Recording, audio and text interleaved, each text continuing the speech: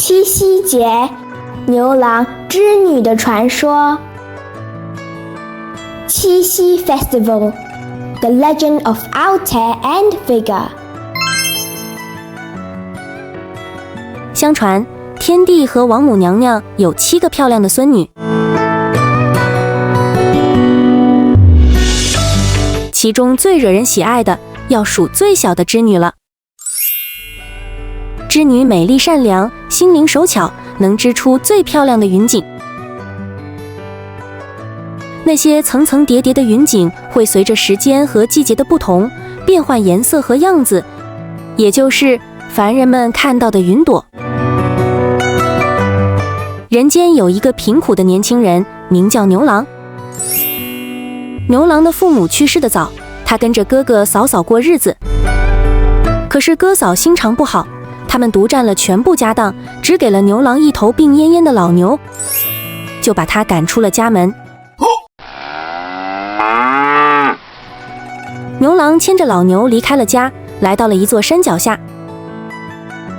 他见这里有荒地可以开垦，便建起了一座小木屋，和老牛住了进去。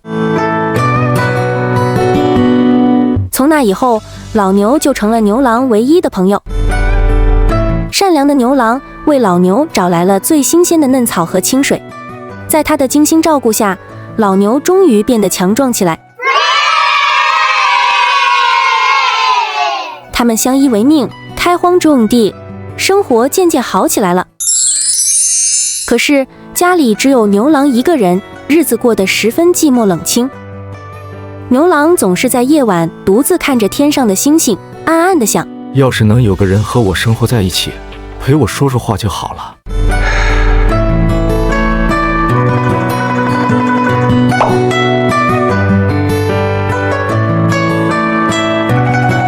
一天，牛郎身边的老牛突然开口说：牛郎，谢谢你照顾我，你快去碧莲池吧，那儿会有很多仙女下凡洗澡，你可以留住一个做你的妻子。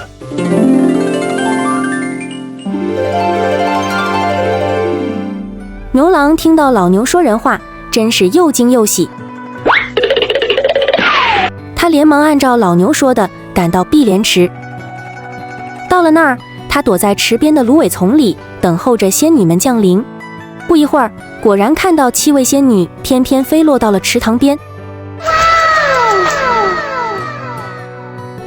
她们正是王母娘娘的孙女们。7位仙女嬉笑打闹着走进池塘里，洗起澡来。我怎么才能把其中一位仙女留下来做妻子呢？牛郎在芦苇丛中端详着岸上仙女们的罗衫，灵机一动，有了主意。他看到其中一件白色的罗衫织得最为精致，料想它的主人手一定很巧。于是牛郎偷偷溜出来，拿走了这件罗衫。仙女们洗完澡后，纷纷穿上自己的罗衫，像一只只美丽的凤凰一般飞走了。碧莲池中只剩下一位仙女，正是织女。她找不到自己的罗衫，急得直哭。牛郎连忙拿出织女的罗衫，抱歉地说：姑娘，衣裳在这里，请穿上吧。接着他向织女讲起了自己不幸的身世，问织女能不能留下来和自己做个伴儿。织女被牛郎的善良憨厚打动了，含羞点了点头。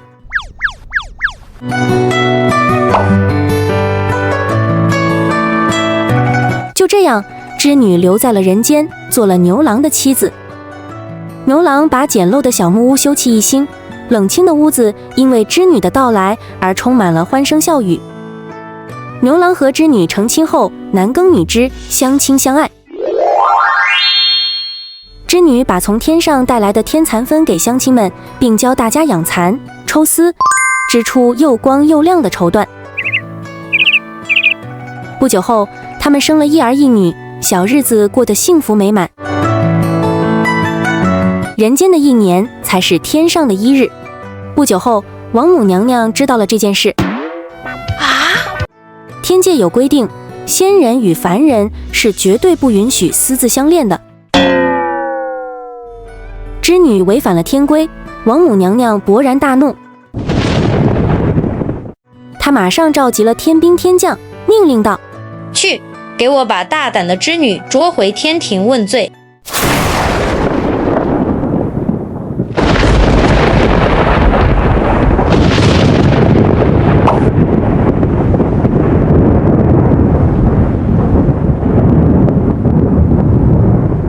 这天，织女正在小溪边洗衣服，刚刚还晴空万里的天气，忽然间变得阴云密布，狂风大作起来。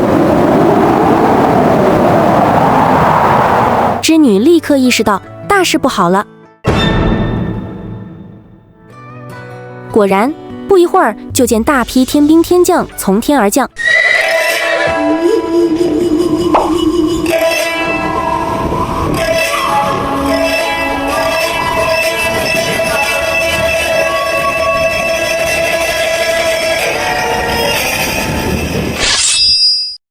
他们不容分说，抓起了织女就飞上了天。求求你们放了我吧，我还有一对儿女要照顾呢。织女苦苦地哀求着，挣扎着，可一切都没有用，她还是被押解着向天庭飞去。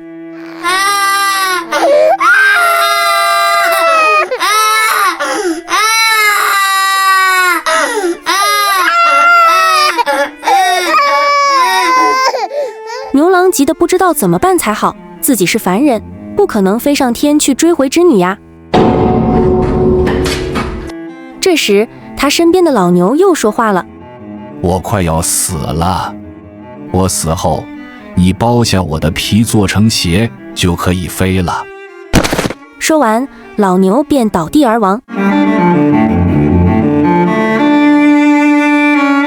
牛郎含着眼泪，用牛皮做成鞋，穿在脚上追上了天。他边追边喊：织女啊，我的妻子，你不能离开我们啊！织女回头一看，只见牛郎用一对箩筐挑着2个儿女赶来了。终于，织女奋力挣脱了天兵天将，朝牛郎和孩子们奔去。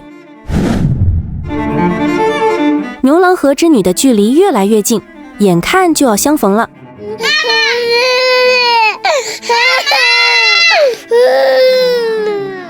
织女看到了孩子们张开双臂，听到了孩子们大声呼喊妈妈的声音。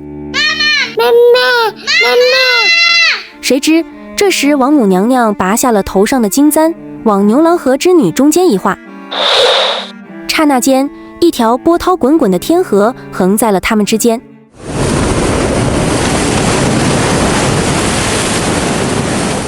织女在天河这边，牛郎和孩子们在天河那边，他们根本无法越过这条天河。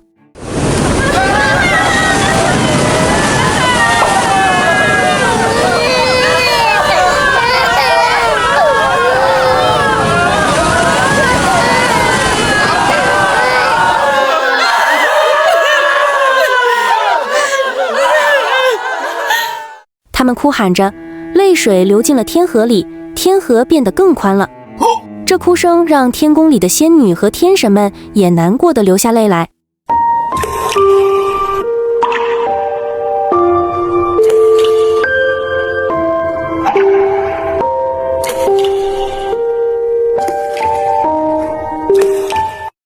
终于，王母娘娘被牛郎和织女坚贞不移的爱情打动了，她只好下令说：既然这样，就让牛郎和孩子们留在天上吧。不过，作为惩罚，每年只有到了7月初7，你们才可以相会一次。从此，一条象征银河的天河将牛郎织女分隔开来。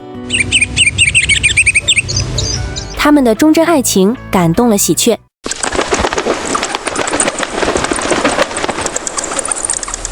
每年的农历7月初7，都会有无数喜鹊飞来，在天河上为牛郎和织女搭建一座相会的桥。鹊桥之上，牛郎和织女团聚在一起，他们抱着儿女深情相对，有无数的话要说，有无尽的情谊要倾诉。这个动人的传说后来衍生出了中华民族的一个传统节日，那就是七夕节。牛郎织女，这个传说中的织女是一个美丽聪明、心灵手巧的仙女，所以在古代，女孩们会在七夕节的夜晚对着天空中的织女星和牵牛星祈福许愿，希望自己头脑聪慧、心灵手巧及婚姻美满。这便是七夕节的一些传统习俗了。而在现代，情侣们通常会在这一天互赠浪漫的礼物来庆祝，因此这一天类似于西方的情人节。在听过了这个浪漫的爱情传说之后，让我们也来欣赏一些曾提到牛郎和织女的古诗吧。首先，让我们来看唐代诗人林杰的《乞巧》。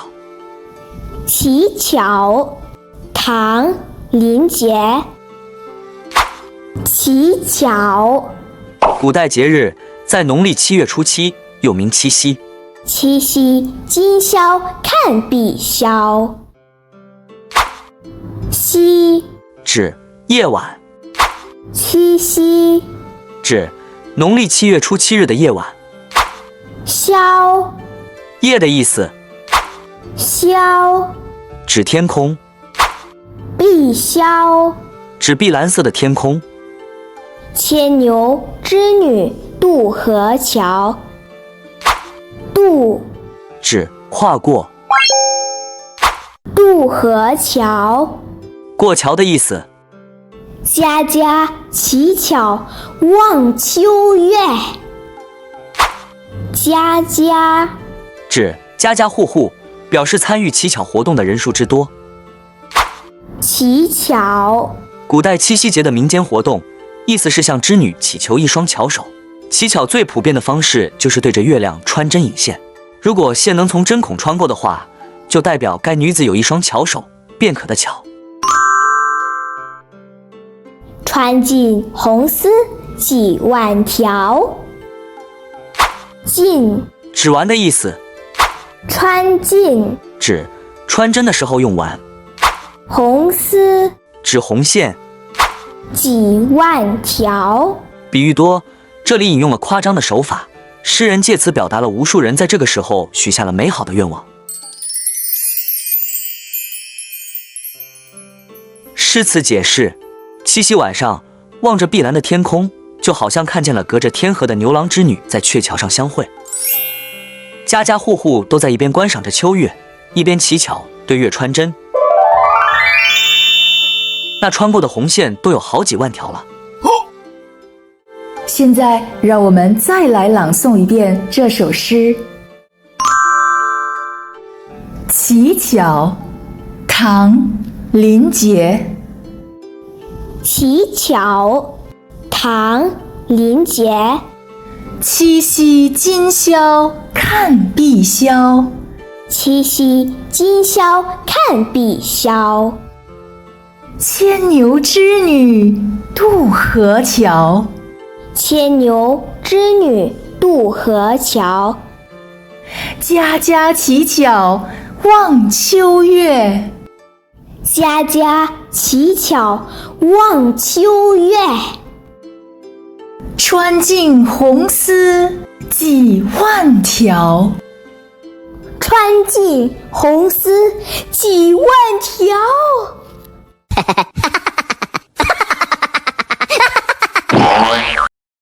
乞巧这首诗的前两句是七夕今宵看碧霄，牵牛织女渡河桥，这说的便是牛郎和织女的故事了。每年七夕节的时候，人们都会抬头看天上的星星，因为他们希望看到牛郎织女在银河上相会。这个动人的故事让大家心里充满了美好的想法和无穷的想象。而诗的后两句是家家乞巧望秋月，穿进红丝几万条。这两句写的是女孩子们在节日晚上进行乞巧的活动，她们一边看着天上的月亮，一边用红线穿针，希望自己能变得更聪明、更灵巧。在这里，诗人并没有具体说出大家各自不同的心愿，而是让我们自己去想象，而这也令节日变得更加快乐、有趣了。接下来，让我们再来看一首唐代诗人杜牧的《秋夕》。秋夕，唐·杜牧。秋秋夕，指秋天的夜晚。银烛秋光冷画屏。银烛，指银色而精美的蜡烛。秋光，指秋天的月光。画屏，指画有图案的屏风。轻罗小扇扑流萤。轻罗小扇，指用丝绸或绢布做的小扇子。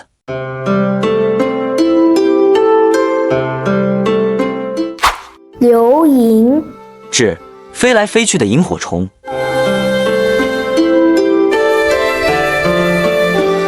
天阶夜色凉如水。天阶，指露天的台阶。坐看牵牛织女星。坐看，指坐着朝天看，坐也坐卧。诗词解释：银白的烛光映着窗外冷冷的月光，在屏风上投下明灭不定的阴影。孩子们拿着轻巧的小罗扇，顽皮地追扑着穿梭飞舞的萤火虫。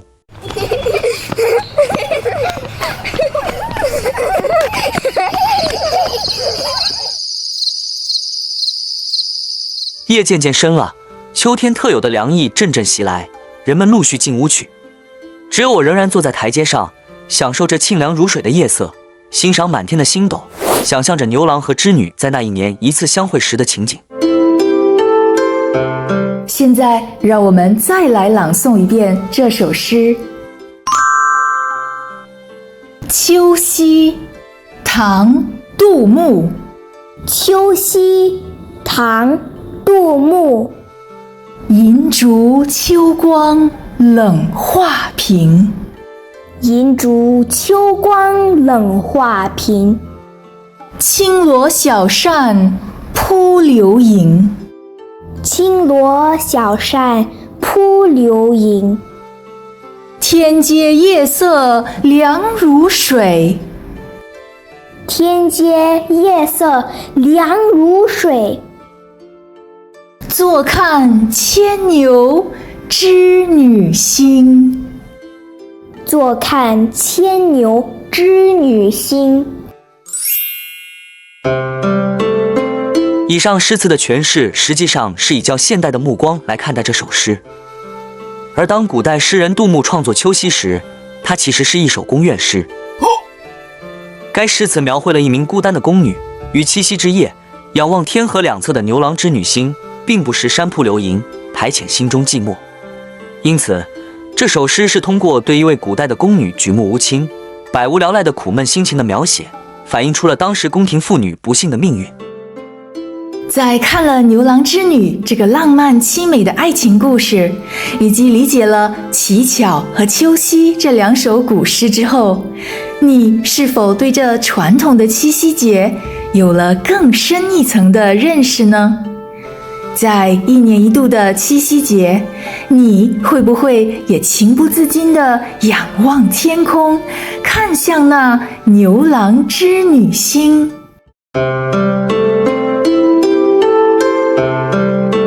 在这里也顺便祝愿你七夕美好，天天快乐。The end. Please like and subscribe. Thank you and see you next time. Bye bye. 完结，请点赞订阅，谢谢，我们下次再见。